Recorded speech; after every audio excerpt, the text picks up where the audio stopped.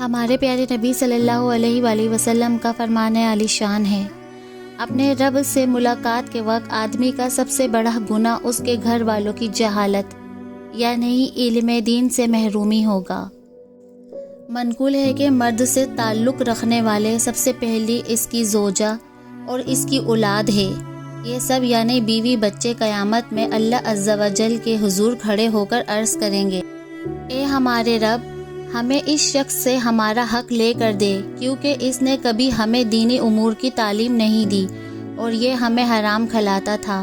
جس کا ہمیں علم نہ تھا۔ پھر اس شخص کو حرام کمانے پر اس قدر مارا جائے گا کہ اس کا گوشت جھڑ جائے گا، پھر اس کو میزان کے پاس لایا جائے گا،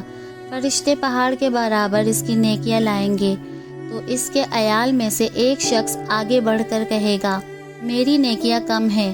تو وہ اس کی نیکیوں میں سے لے لے گا۔ پھر دوسرا آ کر کہے گا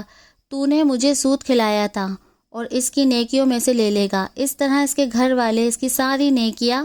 لے جائیں گے، اور وہ اپنے اہل و عیال کی طرف حسرت و یاس سے دیکھ کر کہے گا،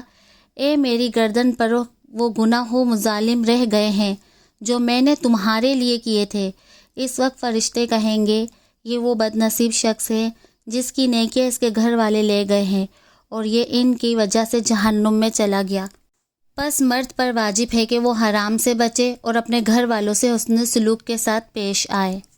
حضور اکرم صلی اللہ علیہ وآلہ وسلم نے ارشاد فرمایا، جس نے اللہ اور اس کے رسول کی اطاعت کے ساتھ ساتھ اپنے بیوی کے برے اخلاق پر صبر کیا تو اللہ اس شخص کو حضرت ایوب علیہ السلام کی طرح اجر و ثواب عطا فرمائے گا، اور جس عورت نے اپنے شوہر کی بد اخلاقی پر صبر کیا تو اللہ عز و جل کو اپنی راہ میں جہاد کرنے والے کی مثل اجر عطا فرمائے گا، اور جس عورت نے اپنے شوہر پر ظلم کیا اور اس سے ایسے بات مطالبہ کر کے جو اذیت دی جس کی وجہ سے وہ طاقت نہ رکھتا تھا، تو رحمت و عذاب کے فرشتے اس عورت پر لعنت کرتے ہیں اور اس کا ٹھکانہ جہنم میں ہوگا۔ جس عورت نے اپنے شوہر کی اذیت و تکلیف پر صبر کیا، اللہ عز و جل اس کو حضرت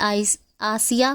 فرعون کی مومنہ بیوی اور حضرت مریم بنت عمران رضی اللہ تعالی عنہا کی طرح ثواب عطا فرمائے گا۔ بے شک اللہ تعالی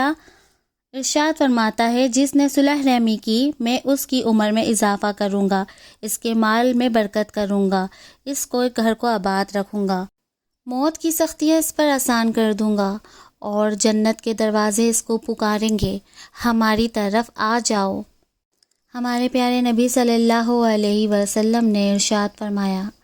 قطع رحمی کرنے والے پر رحمت نازل نہیں ہوتی۔ ہم محرومی